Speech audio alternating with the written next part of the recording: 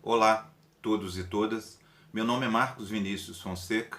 Eu sou professor da Universidade Federal de Ouro Preto e estou aqui para falar do projeto de pesquisa APQ 35214 do edital universal da FAPEMIG, que teve como título Padre Vitor, um educador negro na região sul da província de Minas Gerais no século XIX.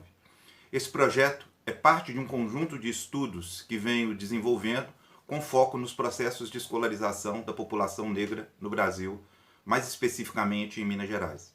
No século XIX, Minas Gerais se destacava por ser uma região que concentrava o maior número de escravos do país e também contingentes bastante expressivos de população negra de condição livre.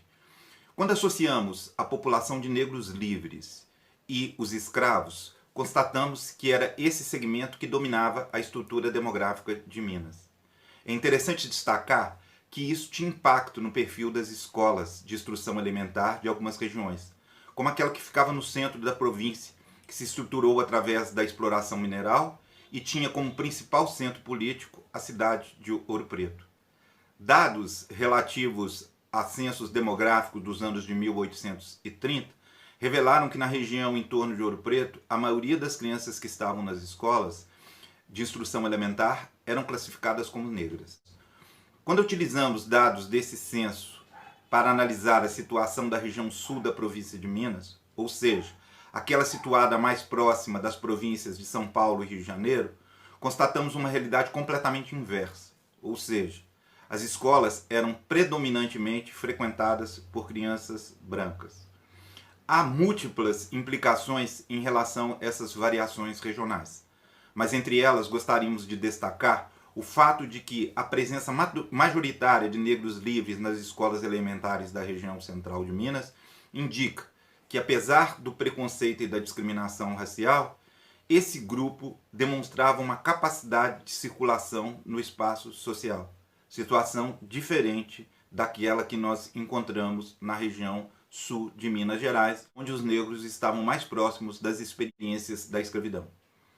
Contudo, foi exatamente na região sul que encontramos um indivíduo negro que teve uma trajetória de vida bastante singular, Padre Vitor.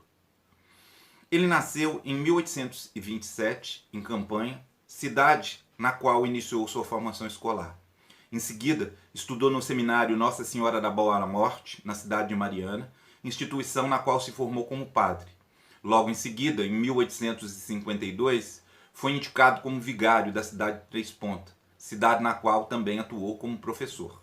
Padre Vitor atuou como padre e professor por um longo período, durante toda a segunda metade do século XIX e início do século XX, pois veio a falecer em 1905.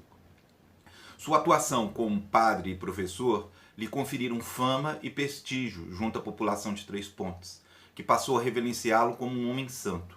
Sua morte deu origem a um forte movimento de culto à sua imagem.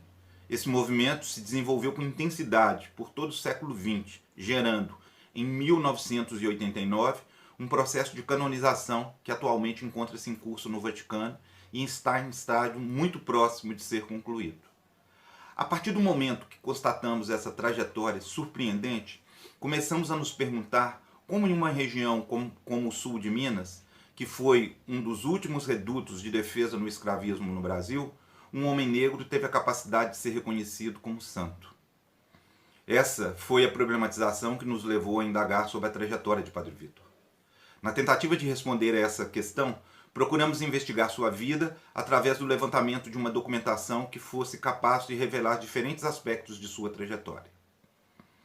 Em meio a essa documentação, destaca-se documentos pessoais e o Censo Populacional de Campanha, do ano de 1831, registros relativos à sua atuação como professor público e jornais que registraram sua atuação como diretor do Colégio Sacra Família. Utilizamos também relatos de pessoas que conviveram com ele e deixaram registros relativos a essa experiência, sobretudo no contexto escolar.